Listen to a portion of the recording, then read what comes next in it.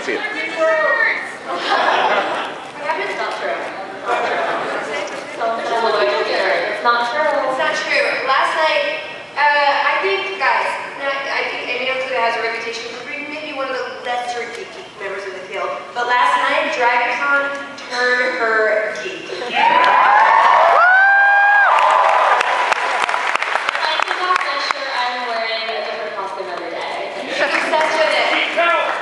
And it's funny because in the guild this year I gave her all these costumes, and it's funny that now she's excited about it. So we should have actually shot this season after she came to DragonCon, and then I liked my costumes this season. It was really cute. They were really cute. My favorites are coming up still, though. Oh yeah, we have some costumes coming out that are pretty epic. Although I think the plush tank that came out last time. Yeah. Anybody see that and laugh? I mean, I thought it was. Somebody was like, "Did you write this in a fever dream?" And I was like, "Well, who wouldn't want a plush Asian woman in an Asian woman suit?" Anyway, hi, thank you so much for coming. We are so excited to be here. And this is these guys' first DragonCon, but I've been here. I was here 2 years ago.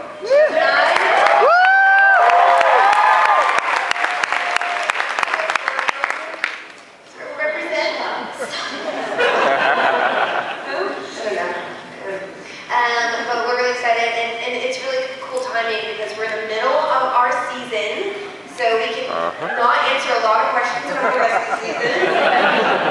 And no, we've had some really cool things that are rolling out, so we're going to do a lot of Q&A. So anybody who would like to line up, where are the mics?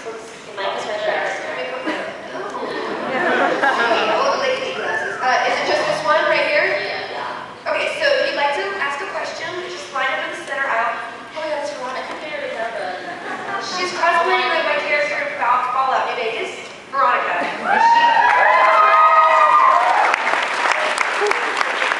you did that game, you know it's an OP power fist that she's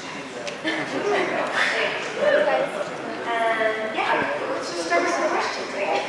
Yes. Let's do it. Whatever. Oh. Hello. Hi. I wanted to know how maybe Felecia's guest spot came about. Okay, yes. Now we're episode 2. Okay, it's really weird because people are like screaming like, "Oh, I haven't seen that episode." I'm like, where should you send us an expiration date on your personal spoiler? It's been 2 days. It's been 2 days, right? Okay. Anyway, amazing. Nathan Fillion came to guest film, and that came about by I just saw him, at a party or a gathering. He's like, "Why am I not on the show?" And I was like, "I will take you up on that." And he's like, "Anytime." And I called him, and he said yes. I mean, it's not a dramatic story, is it? Robin, can you just make up a story that's more Okay, this one time, you and I were at a bar. Oh my gosh, no, read this story, I don't know what I should say. Don't do it.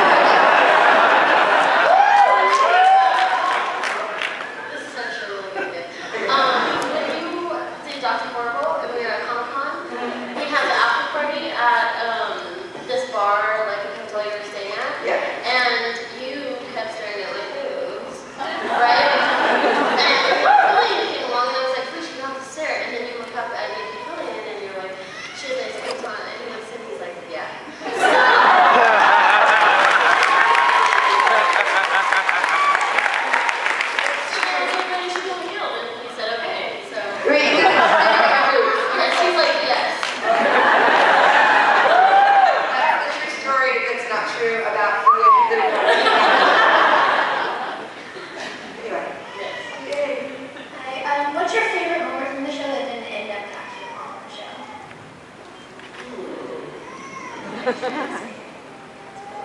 I mean, I don't know. We edit the script a lot before we shoot, so we don't really cut out a lot. I have to say, and I know this is a stupid answer, there's a little snippet of a montage that is going to be in episode 8 coming up with somebody recognizable, and they did something hilarious at the end of the tape, but we had to cut it out because it was just, it didn't fit the sequence, but it was literally one of the funniest things ever, so we're going to put it back. But anything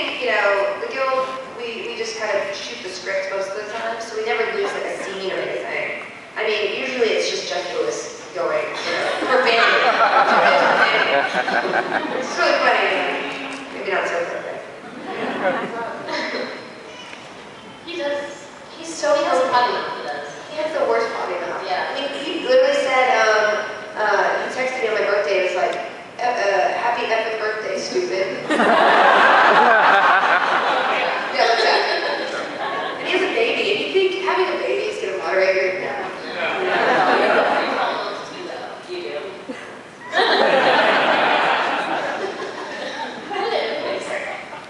Afternoon, ladies. Hi. Hi. What was your most rewarding and or best experience working with the Guild? I think, okay, when was it? Comic-Con, the year we showed the Do You Want to Date My Avatar video, was probably the best Guild moment ever, because we were outside while they were playing the video, and I wish we were in there, because we could hear from the door, everyone screaming at every single part, and I don't know, it was the first time that I felt we kind of got to see everybody's reaction from what we were doing. It was the first time we had such a huge turnout at a convention panel, and we came out in our Avatar outfits, and everybody stood up when we came out. I don't know, it was just one of those moments that we're wow, the Guild is really going somewhere. I don't know, that was kind of a moment, I don't know, it was just a turning point, I feel I don't know. It was very exciting. It was very exciting, yeah. In that moment. I mean, it was just it took so many logistical things. Xbox had to rent us a stripper bus to get with a stripper pole and laser beams. and pulled them out to the hotel and we're what are you doing? And it's legendary among Xbox. Major Nelson, if you know him, he's a spokesperson of Xbox, and he's how's your stripper bus going? Do you need one this year? And I was shut up. So they were so cool in helping coordinate that just surprise. And we were we were walking behind the halls, in those outfits, which we had only done the video on. And we had this set moment. I was in the green room, and Neil Gaiman was there, and I had a huge fangirl moment because he was in the green room with us, about to do another panel, and I freaked out. I looked down, I was oh, what am I wearing? But he was lovely outfit, and it was a really cool moment. So yeah, I guess there have been so many highlights in the I guess it's just having a family who I talk to and work with every day is kind of the most rewarding part for me, because it's not just a job, it's my, a huge part of my life. And the fact that, everybody in the cast and crew kind of feels that way about it too, just, means that everybody's being taken care of. We have a really good time. Yeah, I mean, I think it's great that we all, it's so cheesy to say, but we definitely all get along. There's no outcast or anything like that. We're just one big, cheesy, happy family. Yeah, we should do a family photo. We should do a great photo. And it's so funny because we're walking around together, and people don't know that we're on the Guild. We would be the most odd group of people. We would never be friends if it wasn't for the show, and I think that's so cool. One time, that makes me feel really good.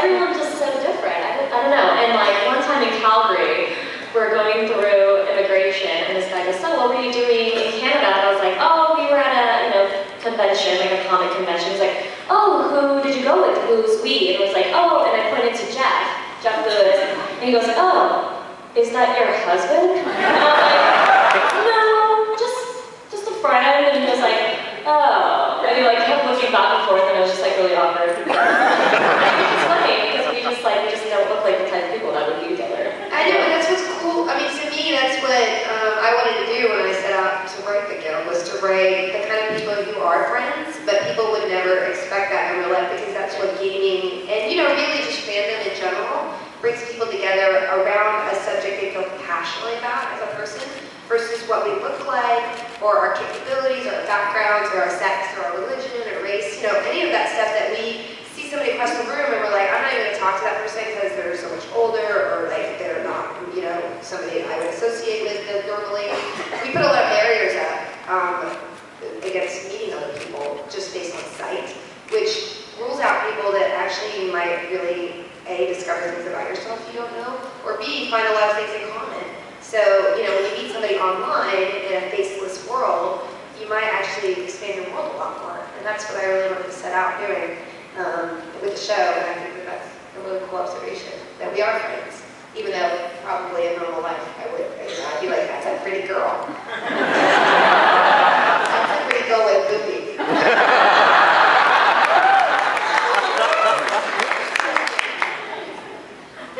You're pretty Tim. How's that we want us to say?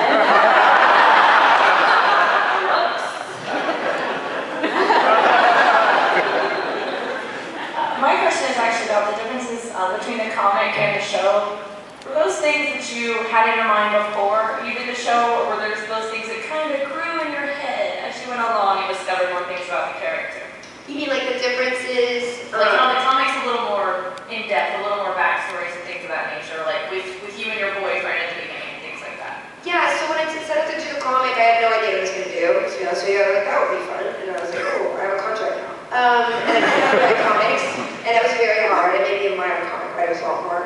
But yeah, I did want to do something deeper because at the root of everything, you know, there's a lot of funny things that happen in the show, but I really wanted to add an insight into the characters, so it would be a completely different experience versus like something a little bit more, you know, surfacey. I mean, not that the web series isn't deep at times, but I wanted to be able to provide like an alternative, you know, way of seeing the show, and also that would deepen what you've already seen in the show. So you can watch all the seasons and understand maybe where Codex is coming from a little bit more in season 1.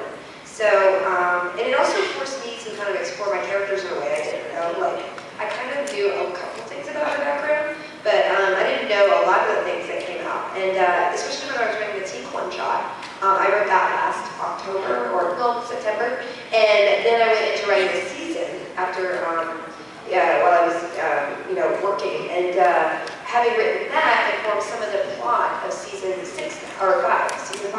So just having that advantage of being forced to kind of dig deeper into my characters is probably something I should have done, you know, as a writer anyway. But you know, hey, free homework.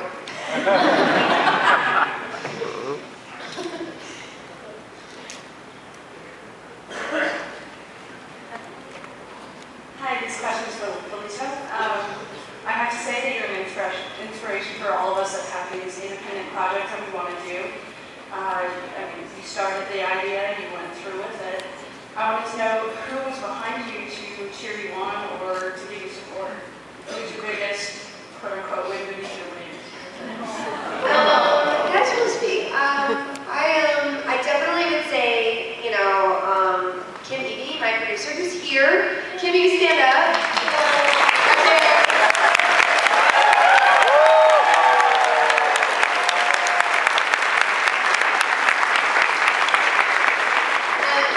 Fun fact that people might not know, Kim Evie is the only person who's ever taught me a writing class. I actually took a sketch writing class at Acton Comedy Theater from her like a year or a year and a half before I wrote The Guild.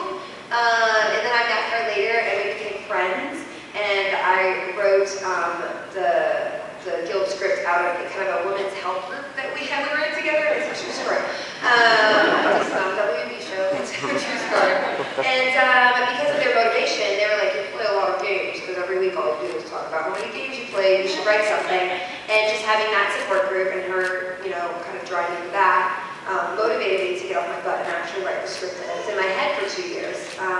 And then after that, you know, since people didn't want to do the TV show, she had been doing Gordon's Tiny Chicken Machine Show, which was an awesome web series that she created herself, wrote and started. And she was like, we should do this on the web. So really, a lot of the graduation of the Guild came from her encouragement and her, you know, sort of experience in the area where I was just terrified. And, you know, none of us had a lot of background in filmmaking, but just seeing the avenues that we had, because in this day and age, it's a beautiful time to be making stuff because you can find an audience online in a way that you could never find it before. So it's kind of a unique moment. What's going on? I told him he's a banana head. I told him he could come out with the lattes without doing a bit. So there's a banana on his head.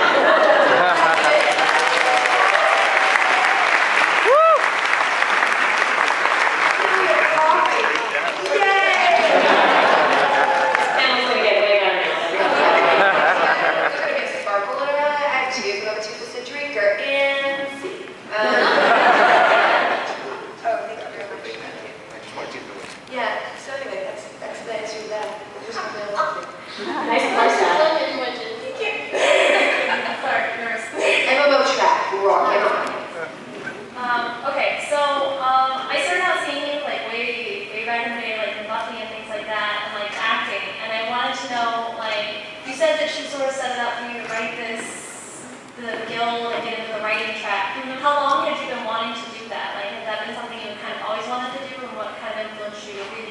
into away from just acting and the writing and producing? I mean, my boyfriend's a writer, so he encouraged me to do some writing before, but I was so lazy. I played Diablo 2 a lot. Then I played a lot of WoW, then I played every single player game you could play, and then I wrote maybe 4 pages, and I was like, this is awful, I'm terrible. I'm going to put this in play some more Diablo 2. And then I finally, it was definitely hard to sort of push through, and I started it a lot, and I dropped it a lot. And I think that's anybody who creates something, you just really have to have the right circumstances to follow through. And at the end of the day, you have to want to do something more than anything, or you'll never do it. I mean, you really have to want it. Like we all talk about, you know, I'm going to work out every day, or I'm going to finish this novel, I'm going to do this. But, you know, I learned that unless you really just decide I'm going to do it no matter what, that it's not going to get done. Like with Dragon Age, I had to work out like 3 hours later. I didn't know I would get up at 7:30 and work out. That is the stupidest thing ever. I don't care how high or tight my butt was. It's not worth it. That was so inappropriate. I mean, it was definitely a good butt. I gotta say, I wore a bikini for the first time. I was like, look at this. It went like this. Look at this. It was, but I mean, you know, it was next.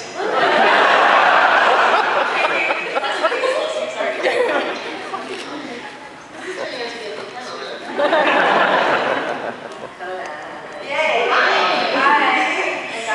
I was wondering if there's anyone in particular, any actors or just someone you know that you'd like to either write a part for in the guild or work with in the guild at some point in the future. Meryl Streep.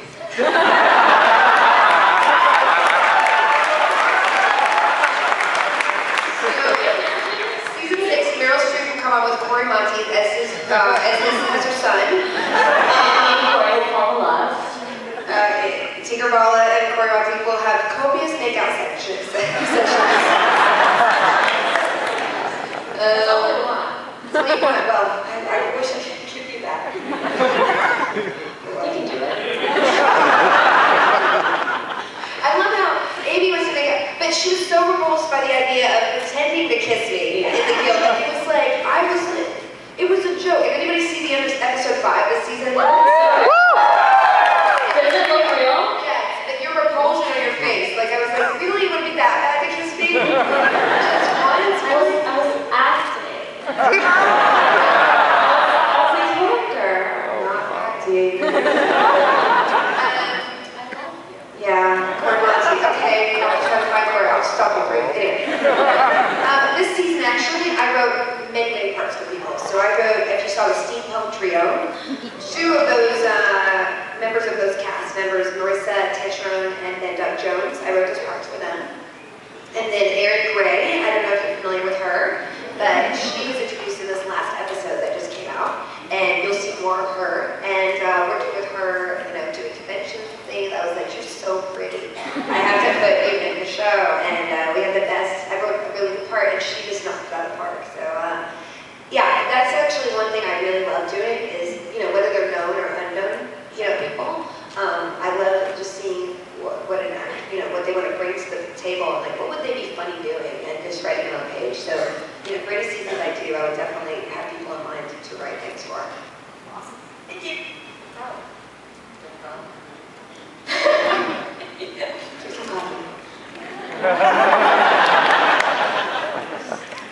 Hi, I just want to say, I'm Commander Shepherd, and this is my favourite web series on the Citadel.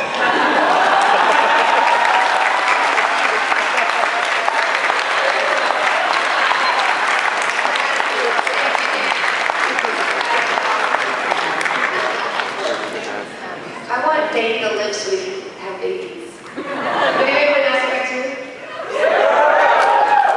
When I'm working with them on Dragon Age, I keep asking about Bane, and they're just so secretive. Garrus? Really? Garrus? It looks like you have tentacles in weird places. Hey, so first off, thanks for coming out, ladies. So I'd say the biggest thing that I like about the guild is, as you guys kind of go on, like I find that you guys are really starting to feed off each other a lot more and getting really great at, you know, kind of being random. And I think one of the funniest parts I ever got was when your character first started going through a real fling,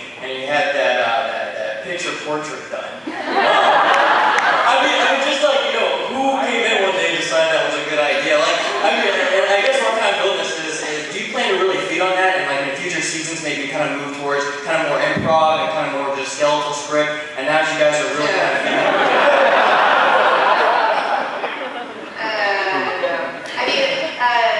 We definitely have, some of the actors have some more input than others, and I'm never one to be like, that's not a good idea. But especially with web series, I think some of the web series fail because they're too, you know, just too muddy. There's too much of it. And, you know, even when we're in editing, we take a 12-page script and we cut it down to 8 pages. And that's usually a minute a page in regular movie making. But even when I cut the script down and cut it and cut it and cut it, even editing, I'm cutting out lines. I'm like, don't do this line, don't do this line.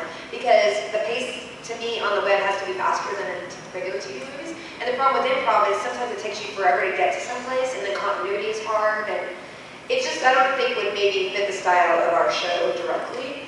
I mean, I don't know about that. That painting, by the way, was inspired because I got a Kindle, and I started ordering all the romance novels I wanted to read all my life and was mortified to buy. So, you know, oh yeah, I'm reading on the road to your boys. And then I got obsessed with them, and then I wrote that into the thing, and Gregor Rodowitz, our production designer slash, you know, artistic guru, who's awesome. He painted that, and then, yeah, it was funny. You can actually buy that poster on ThinkGeek, and all the proceeds go to Child's Play charity. So, you know, if you want to get one for over your toilet. I was wondering if each of you identify with the type of game character your characters play, and if not, what type of character you would choose to play yourself? Would you play a hunter in real life? I don't know. I don't know. I just want to play something that's really cute. What was the last game you played? The last game I played? Nintendo games. The first and last game that I ever even like finished all the way through was Paper Mario on Nintendo Wii. That's a good game. I don't know, I like really cartoony games, I think, more than anything. So I don't know what I would do, sorry. We played Mario Kart. What? I do play Mario Kart. The best was when we were, I'm sorry to interrupt you. Yeah, on our train rides, Stadium Hong Kong. Yes, that's what I was going to say. We played Mario Kart. And I won the whole time. I won every single time. Wow, she's really cheeky. I don't think you were. Yes, I won at least 90% of the time. I'm not sure about that though. I did. Well,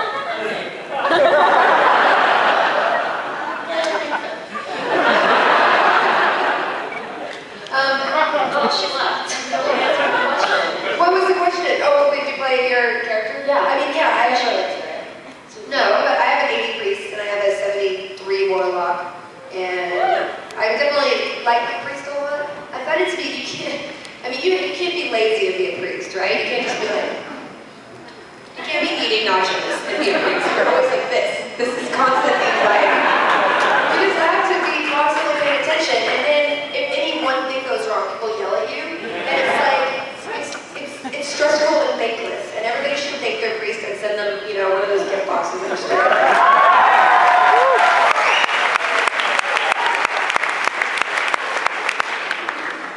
What about you? Oh, sorry.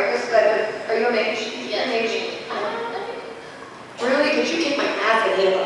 oh, yeah. I love how you cheaply say that. I don't know. I game. I just don't game. I don't know. I'm a huge Left 4 Dead fan. I'm playing Batman Arkham Asylum right now. I'm so stoked for the new one to come out. You play Catwoman. Yeah. What? You play Oh, I Catwoman. know. That's good. And what's coming up? Dead Island's coming out. I played a little bit of that. It's just Oh, no. no. It's different from what you think Left 4 Dead. You know what I'm saying? Right. It came out yesterday at GameStop. That was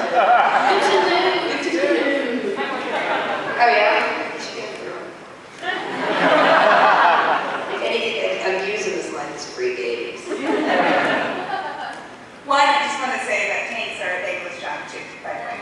Okay. Show what you taste. Can you eat nachos and take? Okay. Do you do a white a lot? Nacho tank?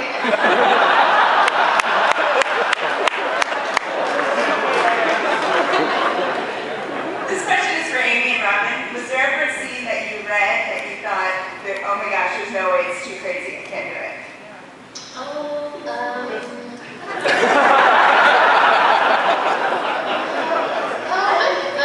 I think the first season when I had to like mock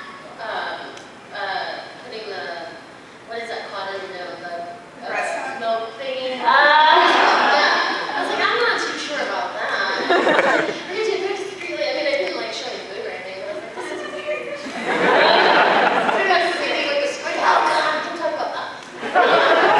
Here's the thing about squid.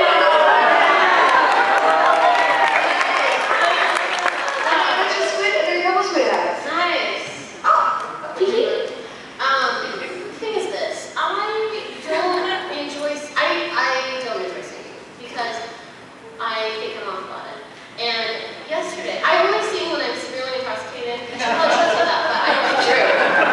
And it's karaoke. True. Such as, but I wasn't as intoxicated last night when Okuda decided it would be a good idea to sing Britney Spears' Hit Me Baby One More Time. How many orthotronics took you to that situation? It had to take a lot because Amy, first of all, was up like jumping around and like it was the funniest thing ever. She was like handing the mic to everyone, and every time you got to me, like, it's not gonna happen anymore. I have to say, you didn't even sing Barbie Girl. Before that was sing Barbie Girl by Aqua, and she didn't even sing that. No, I what I do is when I'm up there, I just stand and like have my drink there and look cute. And occasionally I'll sing the chorus, but I don't. I wish this were here. So, it was hard getting you to sing that, but you were really funny. Yeah, I mean, thank you. That was very. And Robin's drink of choice is vodka soda, if you see her.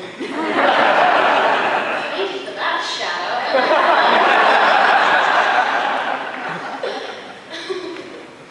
So that's that. Thank you. Whoa. Singing was very terrifying. Hello. Okay. Hello. Magic that. First, I'd like to say welcome to Joining Con to Amy and Robin. Thank you. Felecia. Thank you. And my question is, I guess more aimed towards Felecia. Are there any plans, or what are your thoughts on bringing the Access to Anarchy back to the show and Williams here and things like that?